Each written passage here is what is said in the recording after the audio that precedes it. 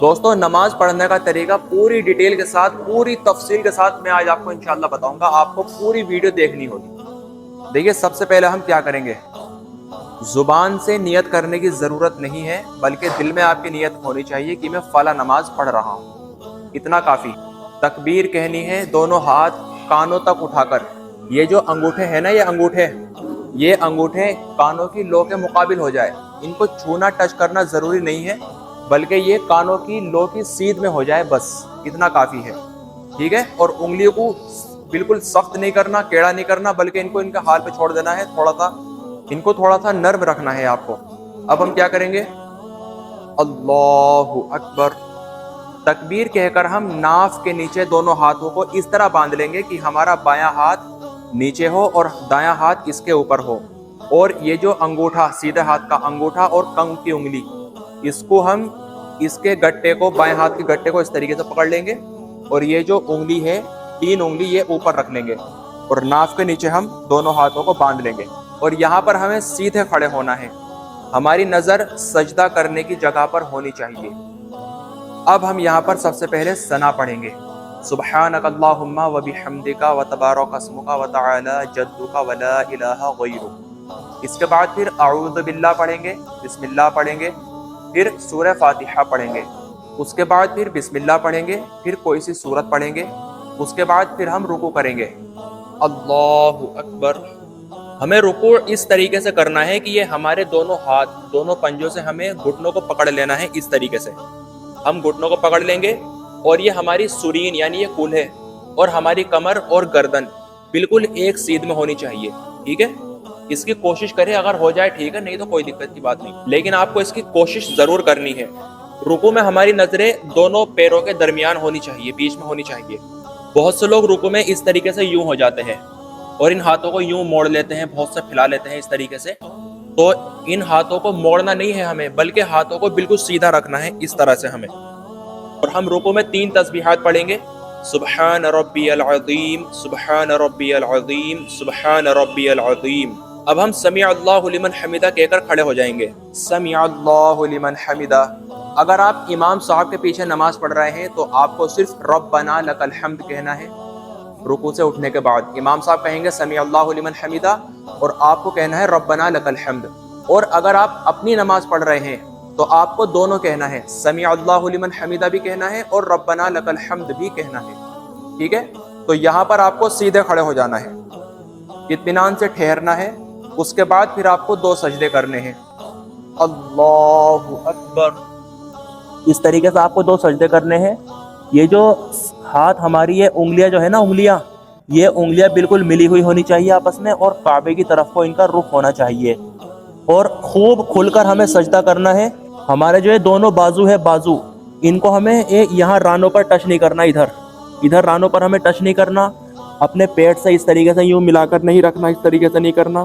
کمر کو یوں نہیں کرنا, بلکہ کمر کو ہمیں خوب اٹھا کر رکھنا ہے, اور بیچ میں ہمارے کافی گیپ ہونا چاہیے. اس طریقے سے ہمیں سجدہ کرنا ہے, اور دونوں پیروں کی انگلیاں ہماری کعبے کی طرف ہونی چاہیے. بہت سے لوگ ایسے یوں کر لیتے ہیں, یوں بھی نہیں کرنا, بلکہ اس طریقے سے انگلیوں کو کعبے کی طرف کو موڑ کر ہمیں اپنے پاؤں کو رکھنا ہے. اللہ اکبر. 2 سجدوں کے بیچ میں آپ کو اطمینان سے بیٹھنا ہے, سکون سے بیٹھنا ہے. پھر آپ کو دوسرا سجدہ کرنا ہے اللہ اکبر کہہ کر, پھر ہمیں کھڑے ہو جانا ہے. اللہ اکبر. اور سجدے میں جاتے وقت دھیان رکھیں, سب سے پہلے ہمارے گھٹنے زمین پر ٹکنے چاہیے, اس کے بعد پھر ہمارے ہاتھ ٹکیں گے, پھر ناک ٹکے گی, پھر اس کے بعد ماتھا ٹکے گا. اس طریقے سے دیکھو, سب سے پہلے ہمارے گھٹنے ٹکیں گے اور کمر کو سیدھا لانا ہے بالکل. بہت سے لوگ سجدہ اس طریقے سے کرتے ہیں, یوں پہلے جھک جاؤیں گے پھر یوں جاؤیں گے سجدے کے اندر.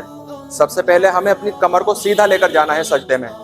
ہمارے گھٹنے ٹکیں گے اس طریقے سے, ٹھیک ہے, پھر ہمارے ہاتھ ٹکیں گے, پھر ہماری ناک ٹکے گی, پھر ماتھا ٹکے گا. اور جب ہم سجدے میں سے کھڑے ہوں گے تو پہلے ماتھا اٹھے گا, پھر ناک اٹھے گی, پھر ہاتھ اٹھیں گے, اور اس طریقے سے پاؤں اٹھا کر ہم سجدے میں اٹھ جائیں گے. اب یہ ہماری یہاں پر دوسری رکعت ہے. دوسری رکعت میں ہمیں اعوذ باللہ نہیں پڑھنی, کیونکہ ہم نے نماز شروع کر دی تھی, یعنی ہم نے قرآن کی تلاوت پہلے ہی شروع کر دی تھی, تو ہمیں اعوذ باللہ ہم نے تب پڑھ لی تھی. اب یہاں پر دوسری, تیسری, چوتھی رکعت میں ہمیں اعوذ باللہ پڑھنے کی ضرورت نہیں ہے, صرف بسم اللہ پڑھنی ہے بس. بسم اللہ الرحمن الرحیم پڑھنی ہے, سورہ فاتحہ پڑھنی ہے, پھر بسم اللہ پڑھ کر کوئی سی سورت آپ کو پڑھنی ہے, پھر آپ کو रुकू करना है उसी तरीके से, फिर आपको सजदे करने हैं 2। दूसरी रकात में सजदा करने के बाद आपको यहाँ बैठ जाना है, यहाँ पर आपको बैठ जाना है। देखिए 2 रकात नमाज, अगर कोई 2 रकात वाली नमाज पढ़ रहे हैं तो यहाँ पर दूसरी रकात के बाद बैठना ये आखिरी कायदा है, इसमें आपको सलाम फेरना है। यहाँ पर आप अत्तहियात पढ़ेंगे। अगर आपकी 2 रकात वाली नमाज आप पढ़ रहे हैं, ठीक है, अगर आप 2 रकात वाली नमाज पढ़ रहे हैं तो यहाँ पर आप अत्तहियात पढ़ेंगे। अत्तहियात के बाद दरूद शरीफ पढ़ेंगे, फिर आप दुआए मासूरा पढ़ेंगे, रब्बना आतिना फिद दुनिया हसनतन व फिल आखिरति हसनतन व क़िना अज़ाबन्नार। बहुत सारी ऐसी दुआएं हैं जो कुरान और हदीस में आई है, आप उनमें से कोई सी भी दुआ यहाँ पर पढ़ सकते हैं। फिर आप इसके बाद दोनों तरफ को सलाम फेर सकते हैं। अस्सलामु अलैकुम व रहमतुल्लाह, आपकी नज़रें कंधे पर होनी चाहिए यहाँ पर। फिर दूसरी तरफ आप सलाम फेरेंगे, अस्सलामु अलैकुम व रहमतुल्लाह। जब आप नमाज में सलाम फेरेंगे, इमाम साहब अगर है तो इमाम साहब तमाम मुक्तदियों को सलाम करने की दिल में ही नियत कर ले, और मुक्तदियों को भी ऐसी ही नियत करनी चाहिए। तो यहाँ पर आपकी 2 रकात वाली नमाज कंप्लीट हो जाएगी। अच्छा, एक बात और है, जब आप अत्तहियात पढ़कर अशहदु अल्ला इलाहा पर पहुँचे तो आपने देखा होगा कि यहाँ पर इस तरीके से उंगली उठाई जाती है। ये उंगली इस वजह से उठाई जाती है क्योंकि हम अल्लाह के एक होने की गवाही दे रहे हैं। हम उंगली से इशारा कर रहे हैं कि अल्लाह ताला सिर्फ एक है, अल्लाह ताला एक है, ठीक है, हम इसका इशारा कर रहे हैं। तो ये उंगली आपको कब उठानी है? जब हम पहुंचेंगे अशहदु अल्ला इलाहा पर। तो हमें ये जो बीच वाली उंगली होती है, ये वाली उंगली और ये अंगूठा, इन दोनों को हमें इस तरीके से हल्का बना लेना है और ये उंगली फिर उठानी है यहाँ पर, ठीक है। इसका रुख काबे की तरफ को होना चाहिए। देखिए किस तरीके से उठानी है, एक बीच की उंगली और एक अंगूठा, इन दोनों को हम हल्का बना लेंगे, यानी सर्किल बना लेंगे एक इस तरीके से। देखो, हम इन दोनों उंगलियों का, अंगूठे का और ये बीच की उंगली का सर्किल बनाकर हम ये शहादत की उंगली उठाएंगे। किस तरीके से उठाएंगे?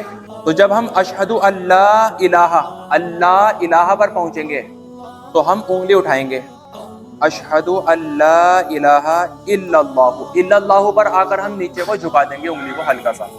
अशहदु अल्ला इलाहा इल्लल्लाहु व अशहदु अन्ना, हम पूरा कलमा पढ़ लेंगे। तो इस तरीके से आपको और हमें उंगली उठानी है। अब अगर आप 4 रकात वाली नमाज पढ़ रहे हैं, अगर आप इमाम साहब के पीछे फर्ज नमाज पढ़ रहे हैं 4 रकात वाली, आपको यहाँ पर दूसरे 2 रकात के बाद बैठना है, सिर्फ अत्तहियात पढ़नी है और आपको सीधे खड़े हो जाना है। अल्लाहु अकबर। अगर आप फर्ज नमाज इमाम साहब के पीछे पढ़ रहे हैं तो आपको सुबहानक अल्लाहुम्मा पढ़ना है और आपको खामोश हो जाना है, चुप हो जाना है, कुछ नहीं पढ़ना इमाम साहब के पीछे, क्योंकि इमाम साहब की क़िरात, इमाम साहब की तिलावत मुक्तदियों के लिए काफ़ी है। क्योंकि अल्लाह ने कुरान में हुक्म भी दिया है कि जब कुरान पढ़ा जाए तो खामोश होकर सुना करो। और अगर आप फ़र्ज नमाज अपनी पढ़ रहे हैं तो आपको शुरू की 2 रकातों में सूरह फातिहा पढ़नी है और उसके साथ कोई सी सूरत पढ़नी है, शुरू की 2 रकातों में, और तीसरी और चौथी रकात में आपको सिर्फ सूरह फातिहा पढ़नी है बस।